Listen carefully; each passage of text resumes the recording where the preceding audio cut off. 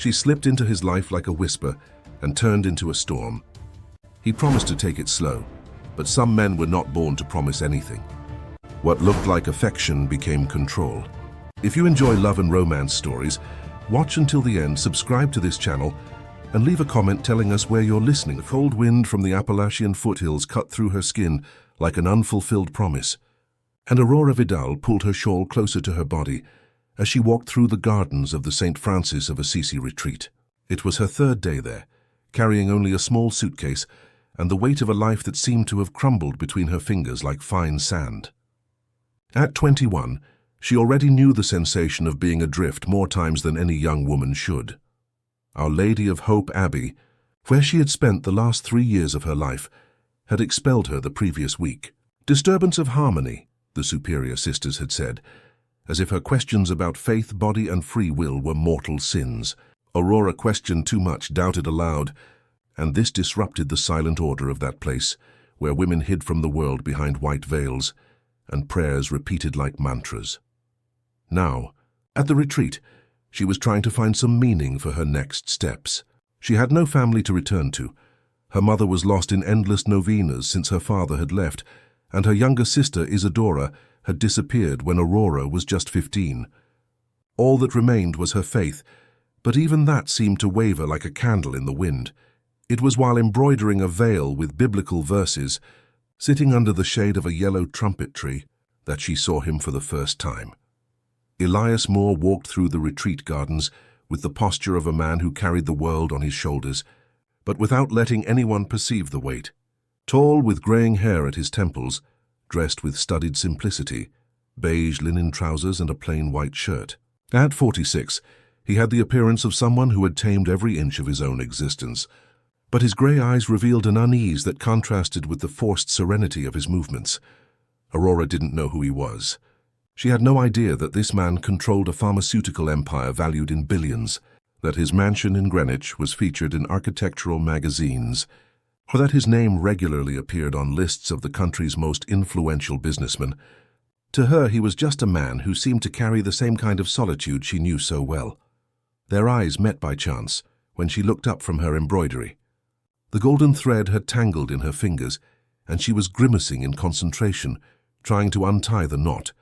Elias stopped walking, observing her with a curiosity that surprised him. It had been a long time since anything had captured his attention in that way. There was something in the young woman's delicacy that wasn't fragility, but a contained strength, like the silence before a storm. "Do you need help?" His voice was low, careful, as if he measured each word before speaking it.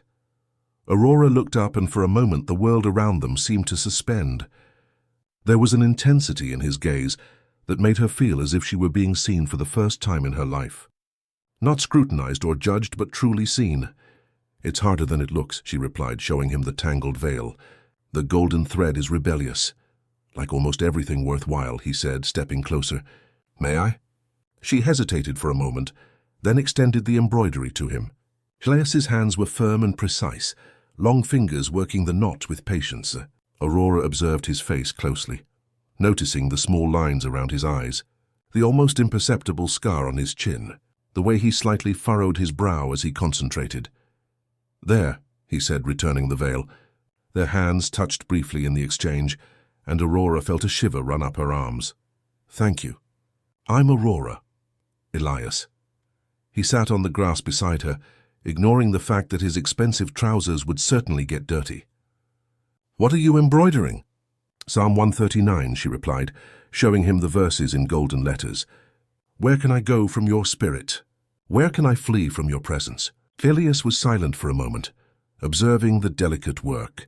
"Do you believe it's impossible to escape?" The question caught her off guard. "I used to believe. Now, I don't know anymore." "And you?" "I spend my entire life trying to escape," he admitted, and there was a raw honesty in that confession that made Aurora look at him more attentively. They spent the rest of the afternoon talking. He didn't reveal who he was, and she didn't tell him about her expulsion from the Abbey. They spoke of faith and doubt, of the beauty of the Appalachian foothills, of poetry and music. Aurora discovered he had a beautiful voice when he recited verses by Drummond from memory, and he was captivated when she sang a hymn in Latin, her clear voice echoing among the trees. When the retreat bell chimed, announcing dinner time, they parted reluctantly. In the following days, their encounters became natural. Elias always appeared at the same time, and Aurora waited for him under the trumpet tree. They walked through the gardens, talked about books, shared comfortable silences. She noticed that he avoided talking about his life outside the retreat, deflecting when she asked personal questions. There was a reserve in him that sparked her curiosity. It was on the 5th day that Aurora casually mentioned she had nowhere to go when the retreat ended. "My mother can't even take care of herself," she said, looking at the mountains in the distance. "And I don't have training for any specific job. Maybe I'll find some work in Boston, who knows?" Her voice trailed off, carrying an uncertainty that made something tighten in Elias's chest.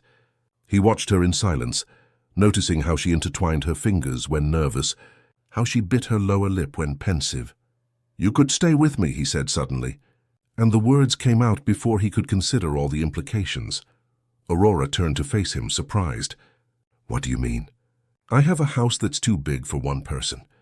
You could live there, have your own space. I could help you start over, finance your studies, ensure you have everything you need." He paused, choosing his next words carefully. "In return, I would only ask for your companionship." There was something in the way he said it that made Aurora feel a chill in her stomach. It wasn't exactly fear, but an intuition that the proposal carried much more than what was being said. "I don't really know you," she said slowly. "And I don't know you," he replied. "But we've been talking for 5 days, and not once have I felt bored or impatient. How long has it been since that happened to you?" The question hit her squarely. It was true.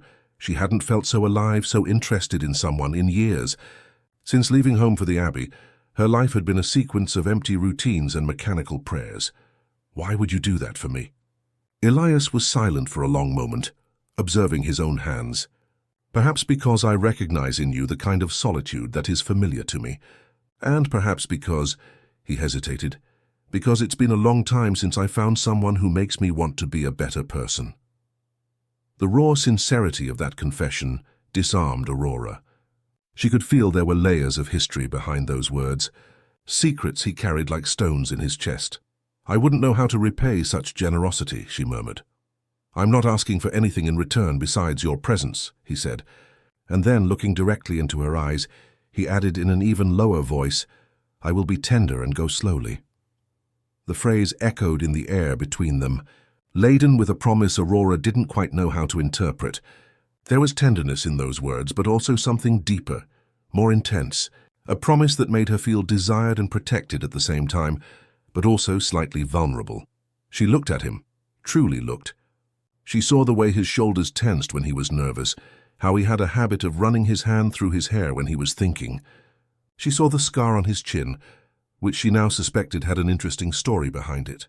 She saw the grey eyes that seemed to hold ancient secrets and pains, and she decided to trust. "All right," she said simply. The smile that spread across Elias's face was the most beautiful thing Aurora had seen in a long time. It was a smile that seemed to come from a place he had forgotten existed. 3 days later, they left the retreat together. Elias drove a discreet car, a black sedan that didn't draw attention, though Aurora didn't know it cost more than most people earned in years. During the drive to Greenwich, he told her a little about his home, describing the gardens, the library, the rooms with mountain views. "It's very isolated," he warned. "Some people find it oppressive."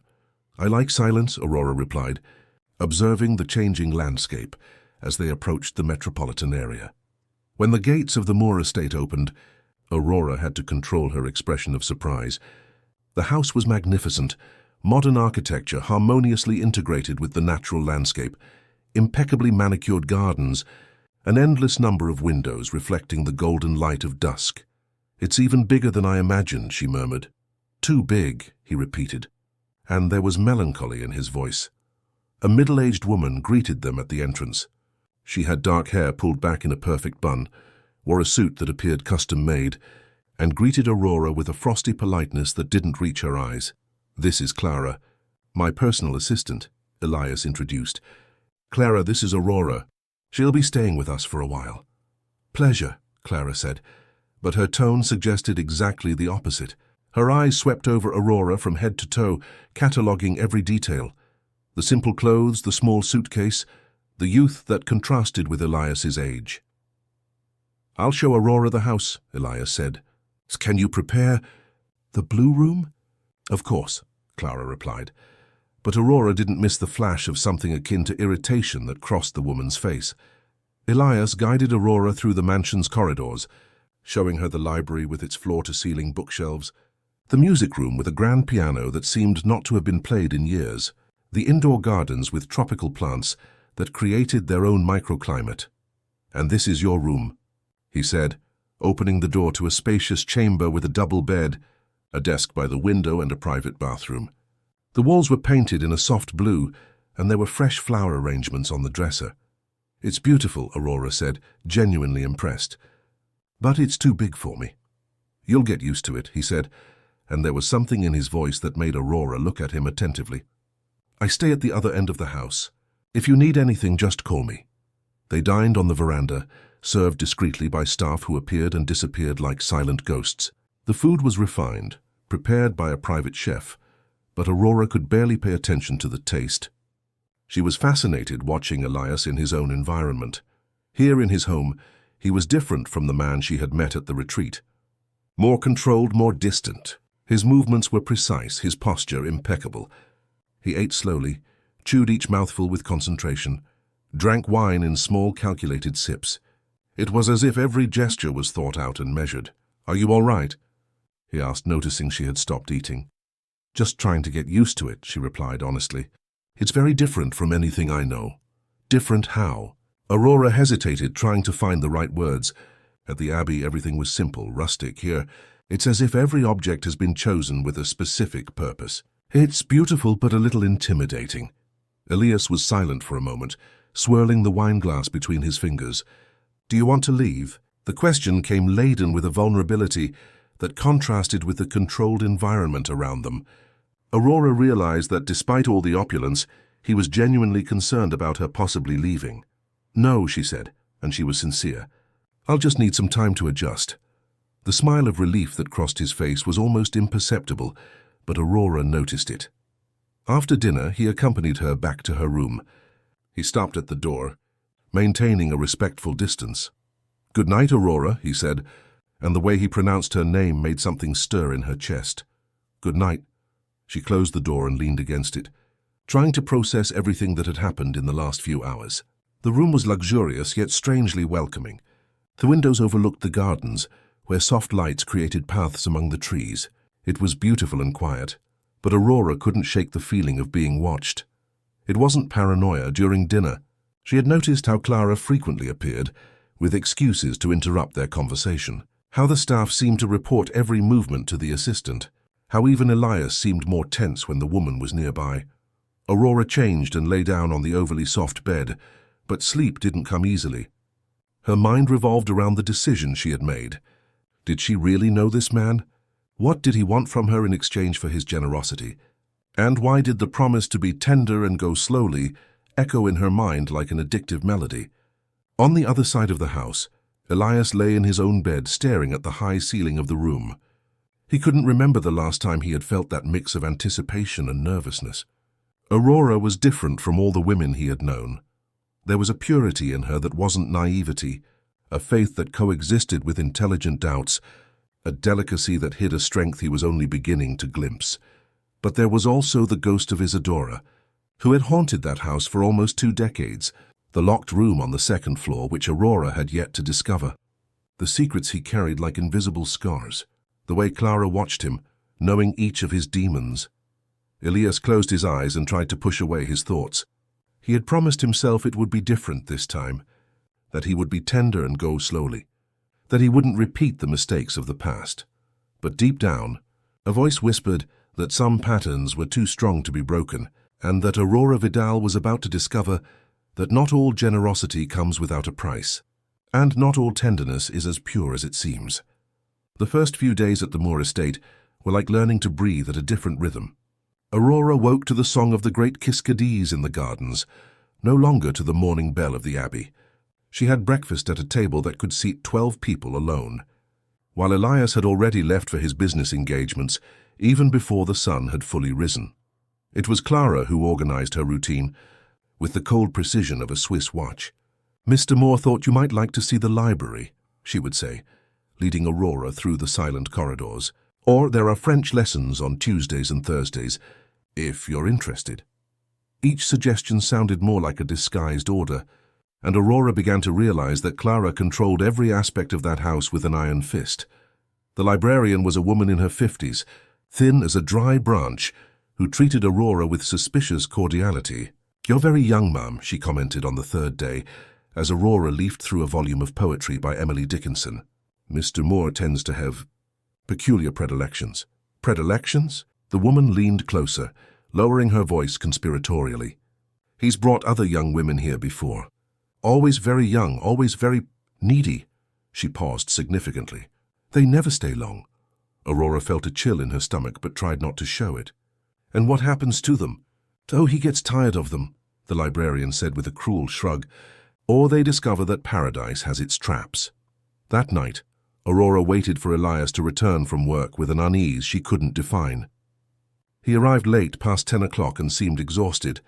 His shoulders were slumped, his eyes tired, a tension in his jaw she hadn't seen before. "How was your day?" he asked, pouring himself a whiskey from the living room decanter. The question sounded automatic, almost mechanical. "Elias," she said, approaching slowly, "may I ask you a question?" He raised his eyes to her, and Aurora saw something shift in his expression. A sudden, almost alert attention. "Of course. Have there been other women here before me?" The silence that followed was too long to be casual. Elias took a sip of his whiskey, swirling the amber liquid in the glass before replying. "Why do you ask?" "Just curiosity," she lied. He studied her for a moment, and Aurora had the impression of being X-rayed. "Yes," he said finally. "There have been other people here, and what happened to them?" "Life happened," he replied, and there was a coldness in his voice that made Aurora take a step back. "People leave, Aurora. That's what they do." There was something in that answer that sounded more like a warning than an explanation. Aurora felt a shiver run up her spine, but also a strange determination. If he was trying to scare her, it wasn't working. In fact, it was piquing her curiosity. "What if I don't leave?" The question came out before she could think better of it. Elias stopped with the glass halfway to his lips, his eyes fixing on her with an intensity that made the air in the room feel denser. "You will leave," he said softly. "They all do." But there was something in his voice that contradicted the words, a desperate hope, a desire to be wrong. Aurora took another step closer. "What if I'm different?" Elias placed the glass on the table with a dry thud. In 2 steps he was before her, close enough for Aurora to feel the warmth emanating from his body. The discreet scent of his cologne mixed with something wilder, more human. "You have no idea what you're saying," he murmured, and his voice was hoarse in a way that made something stir in Aurora's lower belly. "Then explain it to me," she whispered back. For a moment it seemed he would touch her. His hand rose towards her face, stopped in the air, trembled. Aurora could see the battle raging in his grey eyes, desire against control, need against caution. Then he recoiled, running his hand through his hair in a gesture Aurora was beginning to recognize as a sign of nervousness. "It's late," he said, avoiding looking directly at her. "You should rest." It was a clear dismissal, but Aurora didn't move. "Elias, good night, Aurora." This time the tone brooked no argument. Aurora went up to her room with her heart beating unevenly, a mix of frustration and excitement coursing through her veins. There was electricity between them, that was undeniable. But there were also secrets, layers of history he refused to reveal. In the days that followed, Elias seemed determined to keep his distance. He left early, returned late, and when he was home he was polite but reserved. Aurora began to explore the mansion on her own, discovering hidden nooks, indoor gardens, an abandoned greenhouse at the back of the property where wild roses grew untended. It was during one of these explorations that she found the locked room. It was on the 2nd floor, at the end of a rarely used corridor. The door was made of dark wood, with an old lock that seemed not to have been opened in years. There was nothing special about it, except for the fact that it was locked in a house where all other doors remained open. Aurora tried the doorknob on impulse, confirming it was indeed locked. There was something about that door that piqued her curiosity. Perhaps it was its isolated nature, or the way the corridor seemed quieter there, as if even the air hesitated to circulate. "You shouldn't be here." Clara's voice behind her made her jump. Aurora turned, trying to hide the guilt on her face. "I was just exploring," she said. "The house is so big." "Not all rooms are for visitors," Clara replied, approaching with measured steps. There was something predatory in the way she moved, like a cat stalking a cornered mouse. "Especially this one." "What's in this room?" "Memories," Clara said simply. "Memories that Mr. Moore prefers to keep locked away." Aurora felt a chill in her stomach. "Memories of what?" Clara studied her for a long moment, as if deciding how much to reveal. "Of someone who was here before you. Someone who was also young, also beautiful, also thought she would be different. What happened to her?" "She found out that some men are dangerous precisely because they are tender," Clara said, and there was something cruel in the way she pronounced the last word. "Especially when they go slowly." The words echoed in Aurora's mind like an alarm bell. Tender and go slowly. Exactly what Elias had promised her. "You're trying to scare me," Aurora said, trying to sound braver than she felt. "I'm trying to save you," Clara retorted. "But I have a feeling you're the type who prefers to learn through pain." That night, Aurora could barely sleep. Clara's words echoed in her mind, mixed with the doubts she had been cultivating. Who was that woman in the locked room? What had happened to her? And why did Elias guard her memories like a treasure or a penance? It was after midnight that she heard footsteps in the hallway. Aurora got out of bed barefoot and opened her bedroom door just a crack. At the end of the corridor, she could see a masculine silhouette standing before the locked door. It was Elias, still dressed in his work clothes, motionless as a statue. He stood there for almost an hour, just observing the closed door. Sometimes he raised his hand as if to touch the wood, but always drew back. At one point, Aurora thought she heard him whisper something, but she couldn't decipher the words. When he finally moved away, Aurora returned to bed with a racing heart. There was something devastatingly lonely about the scene she had witnessed, a pain so profound that it made her own problems seem insignificant. The next morning, she found him in the kitchen, silently drinking coffee. He looked tired, with more pronounced dark circles under his eyes and a tension in his shoulders that hadn't been there before.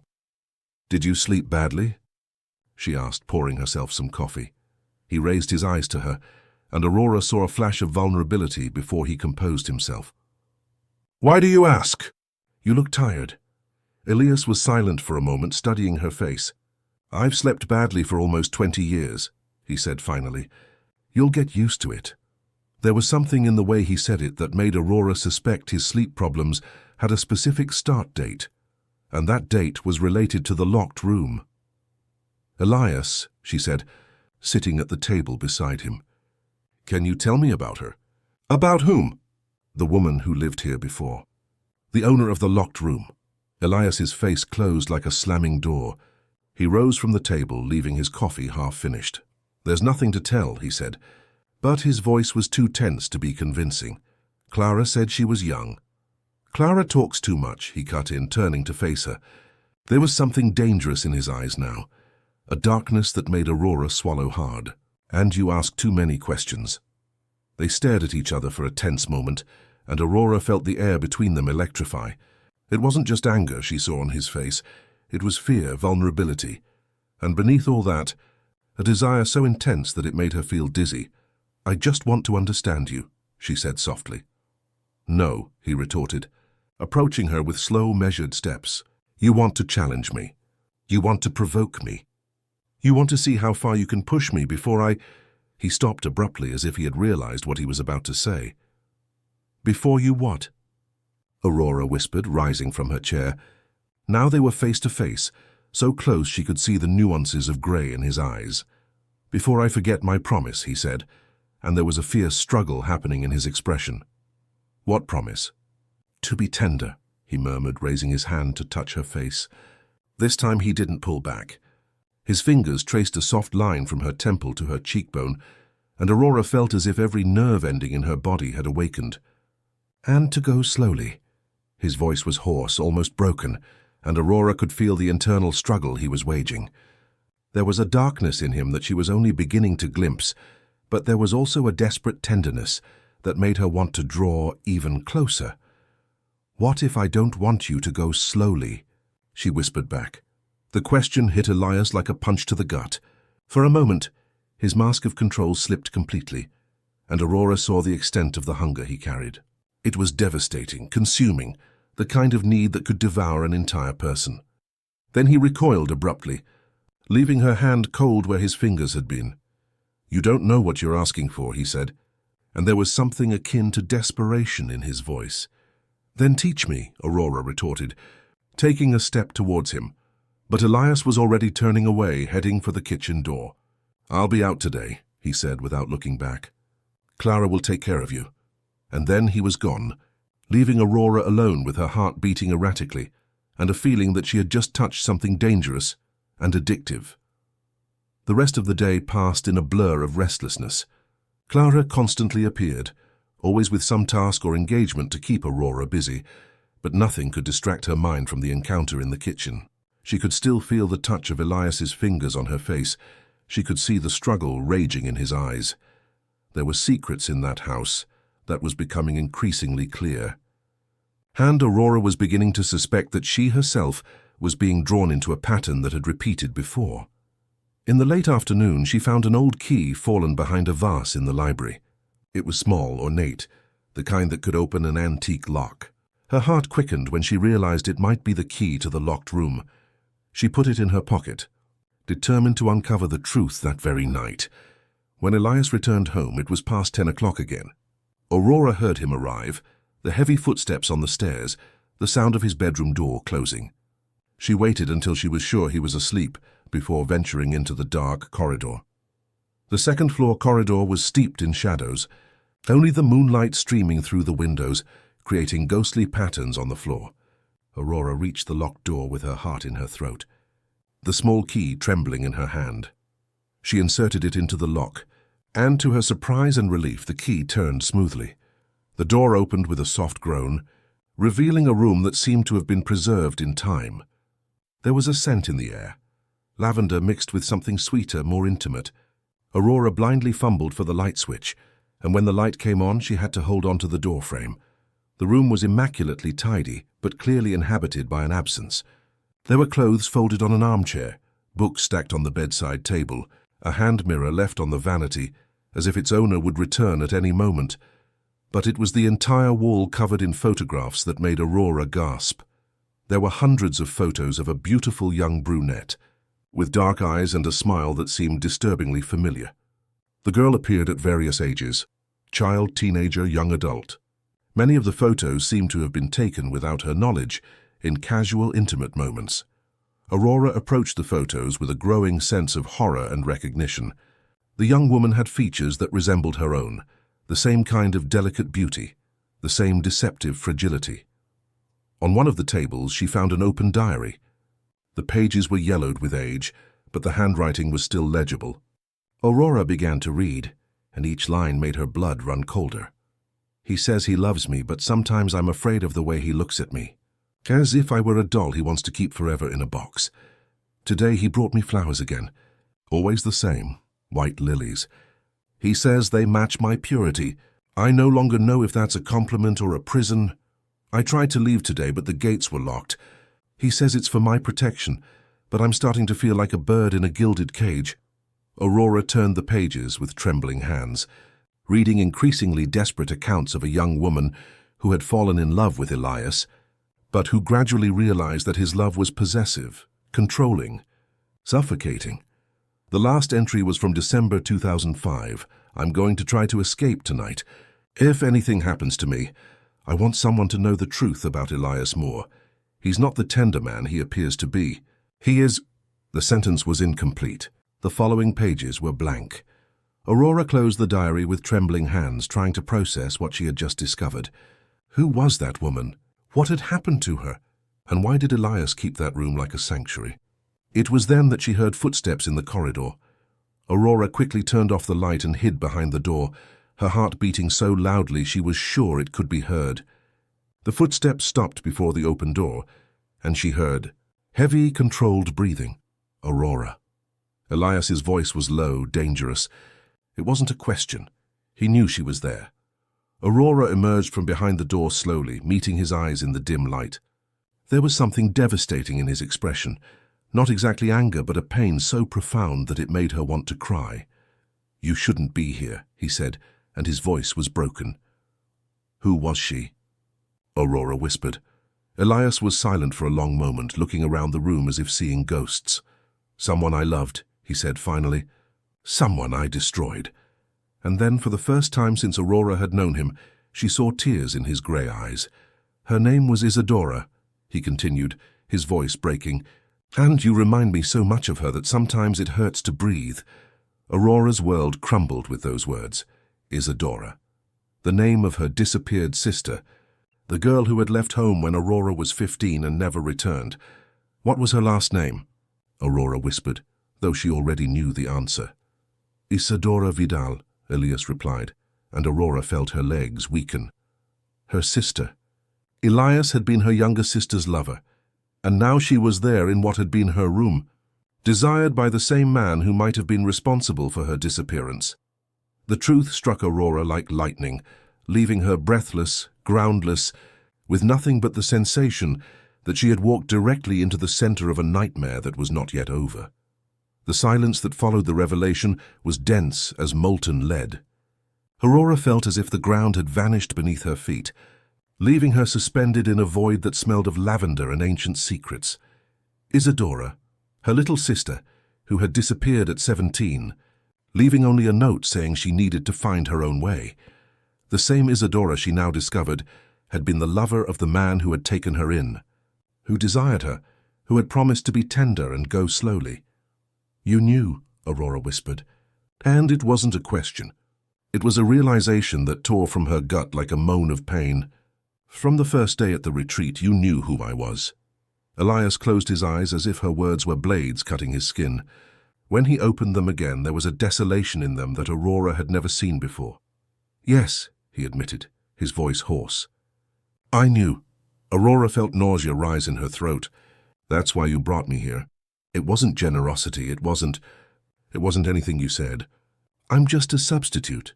"No." The word came out with such force that Aurora took a step back. Elias advanced, desperate to explain himself. "At first, perhaps. When I saw you at the retreat, it was like seeing a ghost. You have her same eyes, the same way of furrowing your brow when you're thinking. But Aurora—" He extended his hand towards her but didn't touch her. "You are not her. You may share blood, but you are completely different." "Different how?" Aurora spat the words like venom. "Different because I'm still alive." The blow hit Elias squarely. He paled, recoiling as if he had been slapped. "She's not dead," he said softly. Aurora felt the world spin. "What did you say?" "Isadora isn't dead," Elias repeated, running his hand through his hair in a desperate gesture. "At least not that I know of." "Then where is she?" Aurora advanced on him, her fists clenched. "Where is my sister?" Elias looked around the room, as if the walls held the answers he couldn't give. "She left. In December 2005. She simply disappeared." "People don't just disappear," Aurora said, her voice rising. "Especially not from mansions with locked gates and security guards." "You read the diary," Elias stated, noticing the book still open on the table. "I read enough," Aurora retorted. "I read about the locked gates, about how she felt like a prisoner, about how you controlled her. I protected her," Elias said, but the phrase sounded hollow even to him. "From what? From whom?" Elias was silent for a long moment, struggling with himself. When he finally spoke, his voice was broken. "From myself." Aurora stared at him, trying to decipher what lay behind those words. "What does that mean?" "It means I loved her in a way that wasn't healthy," Elias admitted, and there was a raw pain in his confession. "It means that when someone becomes the center of your universe, you do things you shouldn't do. You justify behaviors that cannot be justified." "What kind of behaviors?" Elias moved to the window, looking out at the dark gardens. "I followed her.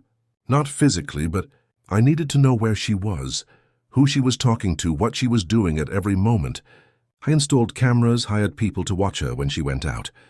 I convinced myself it was protection, but it was obsession." Aurora felt a chill run through her veins, and she found out. She was always smarter than I imagined, Elias said with a bitter smile. She found the cameras, confronted the security guards, discovered the tracking system I installed on her phone. That's when she tried to escape. That's when she tried to leave, Elias corrected. But I didn't let her. The words hung in the air like a confession of guilt. Aurora felt her stomach churn. What did you do?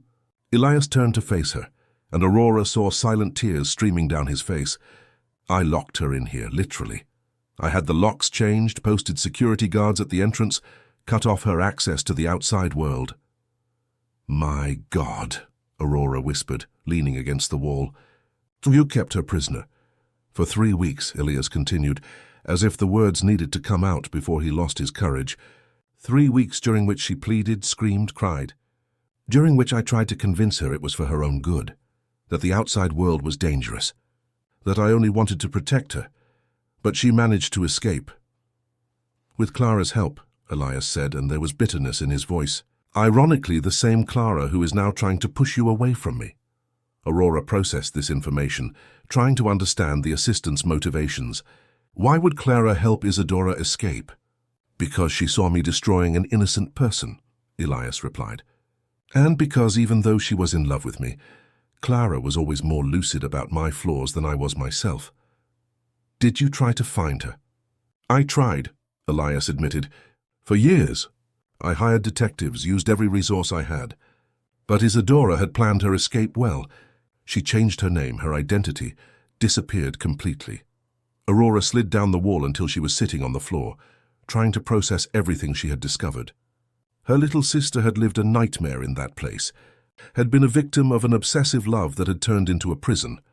And now I'm here, she said, more to herself than to him. Now you are here, Elias repeated, approaching cautiously, and I swear by everything sacred that I will not repeat the same mistakes. Aurora raised her eyes to him, and there was a cold fury in her gaze. How can I believe you? How can I trust a man who kept my sister prisoner? You can't, Elias said simply. And you shouldn't. The brutal honesty of the answer caught her off guard. Aurora expected justifications, apologies, attempts to minimize what had happened. She didn't expect such a raw admission of guilt. Then why are you telling me this? Because you deserve to know the truth, he said, kneeling on the floor before her. And because even knowing you'll probably hate me for it, I can't lie to you anymore. Aurora studied him, trying to find signs of manipulation, of pretense. But all she saw was a broken man, carrying the weight of mistakes that had haunted him for almost 2 decades. Do you still love her? She asked. The question seemed to have been torn from somewhere deep inside her, a place she didn't even know existed. Elias looked at her with surprise. I will love Isadora until the day I die, he said slowly. But not in the way you think. What way? I love her as one loves a wound that never heals, Elias explained. A constant reminder of my worst impulses, of my capacity to destroy what I love most. She is my penance, Aurora, not my passion. There was a subtle but crucial difference in those words, and Aurora felt it like a punch to the gut. And me, what am I to you? Elias was silent for so long that Aurora began to think he wouldn't answer. When he finally spoke, his voice was almost a whisper. You are my undoing, he said, because even knowing all this, even knowing what I'm capable of, I still want you. Not as her substitute, but as you, Aurora, the woman who makes me want to be better, who challenges me, who doesn't fear me even knowing my flaws. The air between them electrified.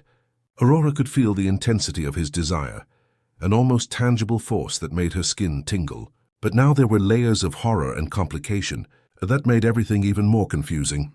I should leave, she whispered. You should, he agreed. You should hate me. You should. I should run as far away from you as possible. You should, he repeated. But his hand rose to touch her face. But you won't. It wasn't a question. It was a realization that hit Aurora like lightning, because he was right. Even knowing everything, even understanding the danger, she didn't want to leave.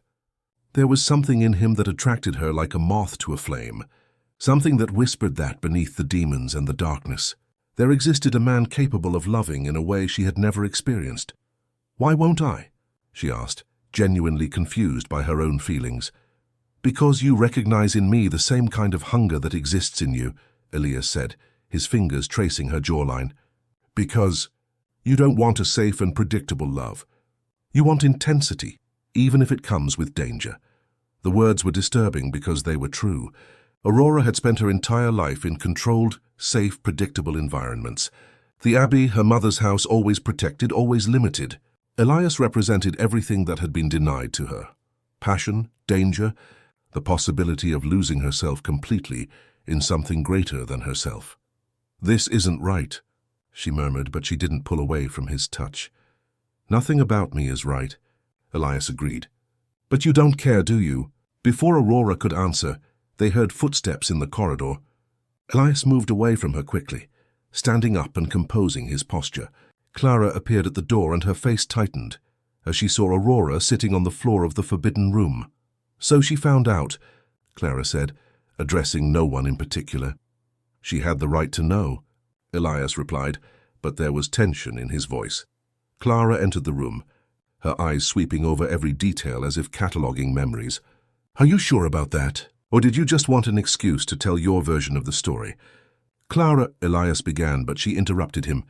"No, Elias, enough." Clara turned to Aurora, and there was a hardness in her eyes that made her shiver. "He told you about the cameras, about the imprisonment, but did he tell you about the medication?" Aurora felt her blood run cold. "What medication?" Clara smiled, but there was no humor in her expression. "Your dear Elias has some emotional stability issues. He takes antipsychotics, mood stabilizers. When he stops taking them, well, let's just say Isadora found that out the hard way." "Clara, stop," Elias said, and there was a veiled threat in his voice. "Why should I stop?" Clara retorted. "Aurora deserves to know who she's dealing with. She deserves to know about the episodes, about the hallucinations, about the nights you spend talking to people who don't exist." Aurora looked from Clara to Elias, seeing the confirmation on his pale face. "Is it true?" Elias closed his eyes, defeated. "It's true. And you stopped taking the medication 6 months ago," he admitted. "Since I met you." The confession hit Aurora like a slap. "Because of me?" "The medication made me numb," Elias explained, incapable of feeling anything genuinely. "When I met you, I wanted to feel everything. I wanted to be completely present for every moment with you." Clara laughed, a bitter sound that echoed through the room. "How romantic. He stopped his medication for you. Just like he did for Isadora." The pattern was repeating, Aurora realized with growing horror. The obsession, the need to feel intensely, the abandonment of the treatment that kept him stable. She was part of a destructive cycle that had begun decades earlier. "Aurora," Elias said, realizing what was going through her mind. "This time it's different." "It's always different," Clara interjected. "Until it isn't." Aurora stood up slowly, feeling as if she were moving through thick water. There was too much information, too many revelations, too many layers of complication. She needed space to process, to think. I need some time," she said, heading for the door. "Aurora, wait," Elias called, but she didn't stop. Aurora ran down the corridor, descended the stairs, crossed the house until she reached the gardens. The cold night air cut into her lungs like knives, but she kept running until she reached the abandoned greenhouse she had discovered in her explorations. Inside, among the wild roses and dead lilies, she finally stopped and allowed the tears to come. She cried for Isadora, for the young woman who had suffered at the hands of a man who confused love with possession. She cried for herself, for having gotten involved in a situation that seemed to have no good outcome. She cried for the confusion of feelings that consumed her, the attraction she felt for Elias, mixed with horror at what he had done. It was there that he found her. An hour later, Aurora heard him approaching, his cautious steps among the overgrown plants. She didn't turn when he stopped behind her. "I brought this for you," he said, extending something towards her. Aurora turned and saw that he was holding an old cassette tape. "What is it?" Isadora's voice, Elias said softly. "A recording she made a few days before she left. I never managed to get rid of it." Aurora took the tape with trembling hands. "Why are you giving me this?" "Because you deserve to hear her version of the story," Elias replied. "Not filtered by me or Clara. Her own words." Aurora looked at the tape, feeling the weight of the truth it might contain. "What if what she says confirms everything Clara said about you?" Then you'll have all the necessary information to make a decision, Elias said, and I will accept any choice you make. There was a devastating humility in that offer, a willingness to expose himself completely that contradicted the image of the controlling man Clara had painted. Aurora studied his face in the faint light filtering through the greenhouse's broken panes. "Did you really stop your medication because of me?" "Yes," he admitted, "and I know it was irresponsible. But Aurora, I spent 15 years living an anesthetized existence. When I met you, it was like waking from a coma. I couldn't go back to sleep. What if you have another episode? Then you'll have definitive proof that you should flee from me as quickly as possible," Elias said simply. Aurora closed her fingers around the tape. "I'm going to listen to this. I know. And then I'll decide whether to stay or leave." "I know," he repeated. They stared at each other in the silence of the greenhouse, surrounded by the decadent beauty of plants growing untended. There was something poetic in that setting, two wounded beings surrounded by life that flourished despite abandonment.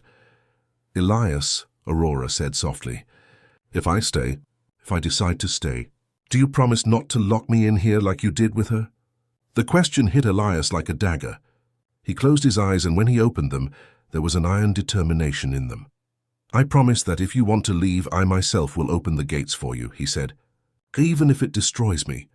And will you go back on your medication?" Elias hesitated for a moment, and Aurora could see the battle raging in his mind. "If you think it's necessary," he said finally. "It's not about what I think is necessary," Aurora retorted. "It's about what you know is right." Elias looked at her for a long moment and then nodded slowly. "You're right. I will go back on the medication. Tomorrow." "Tomorrow," he agreed. Aurora nodded, feeling as if she had won a small victory in a much larger war. She moved closer to Elias, stopping right beside him. "I'm going to listen to the tape tonight," she said. "And tomorrow, after you take your medication, we'll talk about all of this. And what if, after listening, you decide to leave?" Aurora rose on her tiptoes and touched his lips with hers, a soft, almost chaste kiss, yet laden with promises and possibilities. "Then at least we will have had this," she whispered against his mouth. When they separated, there were tears in Elias's eyes. "Aurora, don't say anything," she requested. "Let tomorrow take care of itself." And then she left, leaving him alone among the wild roses, holding the tape that could determine both their fates. Back in her room, Aurora placed the tape in a small recorder she found on the bedside table. Her hands trembled as she pressed play, and then her sister's voice filled the room. "Coming from almost 20 years in the past, my name is Isadora Vidal, and if anyone is listening to this, it probably means something has happened to me." Aurora closed her eyes, preparing to hear the truth that could change everything. Isadora's voice floated through the room like a ghost taking form, each word laden with a pain Aurora instantly recognized. It was the same pain she herself had carried for years, that of someone who felt lost, adrift in a world she couldn't comprehend. "My name is Isadora Vidal, and if anyone is listening to this, it probably means something has happened to me."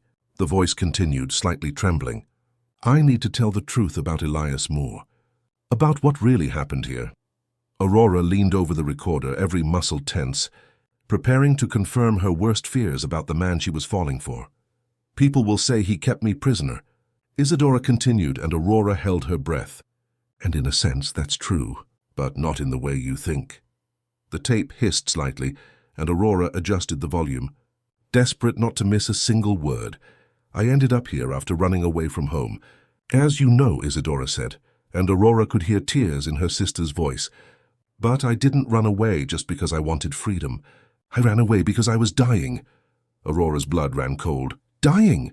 "I had a rare heart condition," Isadora's voice explained. "Familial dilated cardiomyopathy. The doctors in Springfield said I had at most 2 years to live. Mom couldn't accept it. She kept dragging me from doctor to doctor, seeking miracles from saints and promises in churches. I couldn't bear to see her pain anymore." Aurora brought a hand to her chest, feeling her own heart race. She remembered the occasional fainting spells she'd had in recent years, the dizziness she attributed to stress, the fatigue she thought was just emotional exhaustion. "When I arrived here, I was already in the final stages," Isadora continued. "Elias noticed on the first day. He's a doctor, even if he no longer practices. He saw the signs I was trying to hide. Aurora paused the tape, needing to process this information. Elias was a doctor. He had never mentioned that. Why had he hidden his profession?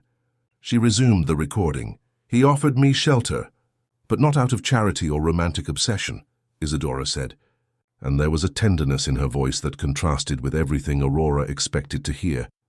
He offered me hope. He said there were experimental treatments, research that could help, that he had the resources to gain access to therapies not available in the country. The narrative was taking a completely different turn than Aurora had imagined. She got out of bed, beginning to pace the room as she listened. The first few months were difficult, Isadora continued. The treatments were aggressive and I became confused, paranoid. The experimental drugs messed with my mind. I was genuinely convinced that Elias was holding me prisoner, that he was obsessive and controlling. Aurora felt as if the ground was shifting beneath her feet. The diary. I wrote that diary during the most difficult phases of the treatment, Isadora's voice explained, as if she could hear Aurora's thoughts across time. My mind was fragmented, full of paranoia and fear. I genuinely believed he was keeping me against my will. The tape hissed again, and Aurora heard Isadora sigh deeply before continuing. But the truth is, Elias never touched me, never forced me into anything. He was never anything but gentle and careful with me. Even when I screamed at him, even when I accused him of terrible things, he just took care of me. Aurora sat on the edge of the bed, feeling tears stream down her face. God, Clara was there too, of course, Isadora said, and there was affection in her voice. She helped me through the hardest times, held my hand during crises, reminded me who I was when the drugs made me forget. It was Clara who suggested I record this, in case my mind became too fragmented to distinguish reality from paranoia. Aurora thought of Clara's coldness, the way she had tried to push her away from Elias. Was it protection or jealousy? The treatment worked, Isadora continued, and now there was joy in her voice. After 2 years, the doctors confirmed that I was cured. Completely cured. Elias had saved my life. The revelation hit Aurora like a lightning bolt. Isadora was alive, cured, free. So why did I leave? Isadora's voice anticipated Aurora's question. Why did I leave Elias after he saved me? Aurora leaned closer to the recorder, desperate for the answer. Because I realized he was falling in love with me, Isadora said softly. And I couldn't reciprocate, not in the way he deserved. There was a pause in the recording, the sound of Isadora's breathing filling the silence. Elias is a man capable of loving with an intensity that frightens. When he dedicates himself to someone, it's with everything he has. He would have spent his entire life caring for me, protecting me, loving me, even knowing I didn't feel the same. Aurora closed her eyes, imagining the pain Elias must have felt. I left on a December night, leaving only a letter, Isadora continued. I explained that I needed to live my own life, find my own way, that he had given me the most precious gift, time, and that I needed to use that time to discover who I truly was. But you're my sister, Aurora whispered to the recorder, as if Isadora could hear her. If Aurora ever hears this, Isadora said, and Aurora shivered hearing her own name. I want her to know that I didn't return home because I knew our family would never accept that I had changed. That I needed to create a new identity, away from the shadow of illness and death. The tape continued with Isadora explaining how she had moved abroad, how she had started a new life, how she had married and started a family. She spoke of the letters she never sent, of the times she thought of returning, of how she followed her family from afar, and about Elias. Isadora said at the end of the recording, he is a good man who carries deep wounds. He blames himself for things that aren't his fault. If someone can love him the way he deserves, perhaps he will finally find peace. The tape ended with a soft click, leaving Aurora alone with the silence and the devastating truth. Everything she had believed about Elias was wrong. He wasn't an obsessive kidnapper. He was a man who had sacrificed years of his life to save someone he loved, only to see her leave when she was cured. Aurora looked at the clock. It was almost 3 in the morning, but she knew she wouldn't be able to sleep. She put on a robe and went down to the library, where she found Elias sitting in the leather armchair, a cup of cold coffee forgotten on the table beside him. "You listened," he said without looking at her. It wasn't a question. "I listened," Aurora confirmed, sitting in the armchair beside him. They were silent for a long moment, the weight of the truth settling between them. "Why didn't you tell me?" Aurora asked finally. "Because I wanted you to hear it from Isadora herself," Elias replied. "Because I knew you wouldn't believe me if I told you." "Clara knew." "Clara always knew," Elias confirmed. "She was there throughout the treatment. It was she who suggested I record my own version of the story, but I never could. It was too painful." Aurora studied his profile in the faint light of the library. "You still love her." "Not in the way you think," Elias said, finally turning to look at her. "I love the memory of what we were together. I love the gratitude I feel for having had the chance to save her. But I'm not in love with her." "How can you be sure?" Elias rose from the armchair and knelt before her, taking her hands in his. "Because when I look at you, I don't see Isadora. I see Aurora. I see the woman who makes me want to be better, who challenges me, who doesn't fear me even knowing my flaws." Aurora felt tears burning her eyes. "Elias, there's something else you need to know," he said, squeezing her hands. "About you." A chill ran down Aurora's spine. "What?" "On the first day I saw you at the retreat, I noticed the signs," Elias said softly. "The paleness, the slightly breathless respiration after climbing a few steps, the way you sometimes brought your hand to your chest." "What signs?" "The same signs I saw in Isadora," Elias said, and his voice was broken. "Aurora, you have the same heart condition as your sister." Aurora's world crumbled. "What?" "It's genetic," Elias explained. "Familial dilated cardiomyopathy. It passes from parents to children." Aurora felt as if she couldn't breathe. "Are you sure?" "I ran tests without your knowledge," Elias admitted, and there was guilt in his voice. "Some blood samples when you were sleeping. An electrocardiogram during a medical appointment I pretended was routine. You drugged me to run tests." Aurora recoiled from him, horrified. "Mild sedatives," Elias confirmed. "Just enough to get the necessary samples." "Aurora, you're still in the early stage." "There's time to treat it, there's hope." Aurora stood up abruptly, moving away from him. "You brought me here knowing I was sick?" "I brought you here to save you," Elias said, standing up as well. "Just as I did with Isadora. Without asking me, without giving me a choice. Because I knew you would refuse treatment," Elias shouted back, losing control for the first time. "Because you're too stubborn and proud to accept help." They stared at each other in the tense silence that followed, both breathing heavily. "Has the treatment already started?" Aurora asked in a low voice. 3 weeks ago," Elias admitted. "Discrete medications mixed into your food, vitamins that are actually experimental drugs." "Aurora, you're already responding well." Aurora felt nauseous. "You poisoned me." "I saved you," Elias retorted. "Or at least I'm trying to." "In the same way you saved Isadora." "Exactly the same way." Aurora walked to the window, looking out at the dark gardens. Her mind was spinning, trying to process everything. The illness, the treatment without consent, the repetition of the pattern with her sister. "What if I want to stop the treatment?" "You will die," Elias said simply. "In 6 months, perhaps less. And if I continue?" "You have a 90% chance of complete cure," Elias replied. The same odds Isadora had. Aurora turned to face him. "Why, Elias? Why do this for me?" "Because the moment I saw you at the retreat, I knew I couldn't live with myself if I let you die," he said, approaching slowly. "Because you became more important to me than my own life." "That's not love," Aurora said. "That's obsession." "Perhaps," Elias admitted. "But it's all I know about loving." Aurora studied his face, seeing the raw, desperate sincerity.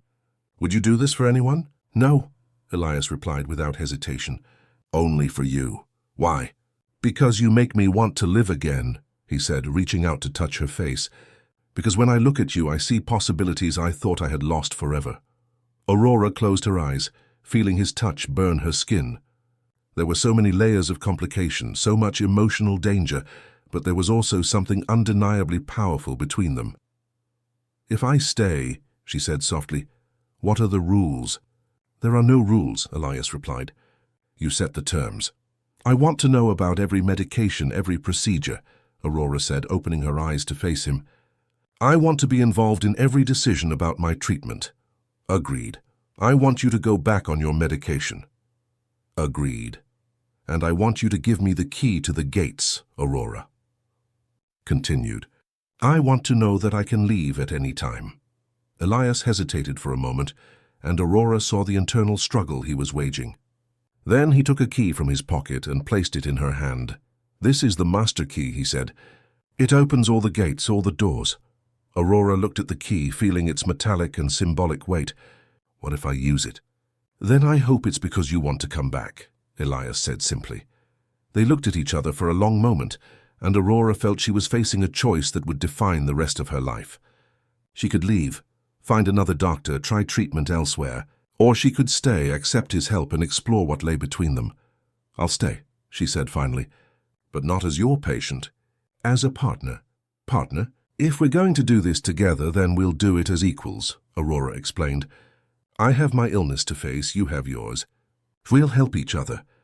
Elias smiled, and it was the first genuinely happy smile Aurora had seen on his face. Partner, he repeated, as if testing the word. I like that. Aurora moved closer to him, placing her hands on his chest, feeling his heart beating fast beneath her palms. But Elias, she said, looking directly into his eyes, the next time you decide to save my life, ask me first. He chuckled, a low, husky sound that reverberated through his chest. I promise. And I promise to try not to die, Aurora said, smiling back. That's a good start, Elias murmured, lowering his head to kiss her. This time, when their lips met, there was no urgency or desperation. It was a kiss of promise, of partnership, of two survivors who had decided to face their battles together. When they separated, Aurora leaned her forehead against his. You know what's ironic? She whispered. What? You promised to be tender and go slowly, Aurora said, smiling. And in the end, you really were. Elias smiled back, his fingers tracing the contour of her face. And I will continue to be, he promised, for as long as you let me. That could be a very long time, Aurora warned. I hope it's forever, Elias replied. And as the first light of dawn entered through the library windows, Aurora knew she had found something worth more than her life. She had found someone worth living for. 3 months later, Aurora was sitting in the renovated greenhouse, now filled with white lilies and red roses blooming side by side. The results of her latest tests were spread across the wrought iron table, all showing significant improvements in cardiac function. Elias approached from behind, placing his hands on her shoulders. Good news? He asked, kissing the top of her head. Excellent news, Aurora replied, turning to smile at him. Dr. Smith said that if the results continue like this, I can stop the medication in another 6 months. And what do you want to do to celebrate? Aurora stood up, putting her arms around his neck. I want you to tell me about your plans for when I'm cured. My plans? Are you going to try to keep me here forever? She teased. Or are you going to let me fly? Elias smiled, that smile she now saw every day and never tired of admiring. I'll do something better, he said. I'll fly with you. Aurora raised an eyebrow. Meaning? Meaning that when you're completely cured, we'll travel, Elias explained. We'll find Isadora. I'll give you back a sister. The tears that came to Aurora's eyes were of pure joy. You would do that? Aurora, Elias said, gently kissing her lips, I would do anything for you. But this time I'll ask first, she laughed, the sound echoing through the greenhouse and the gardens, carrying promises of futures they would build together, one day at a time, with tenderness and patience, but also with the intensity that had united them from the first glance. And in the room that once held painful memories, now converted into an office where Aurora worked on her thesis on contemporary sacred literature, Isadora's last diary entry had been replaced by a new one, written by Aurora herself. Today I learned that true love isn't about possessing or being possessed. It's about choosing every day to stay and fight and grow together. It's about being tender and going slowly, but also about being brave enough to feel everything intensely. And sometimes, if you're very lucky, you find someone who is willing to make that journey with you. Even when the path is difficult, even when you're scared, even when the world seems to be against you. I choose Elias, and every day he chooses me back. And that, I've discovered, is what makes love not just possible, but eternal.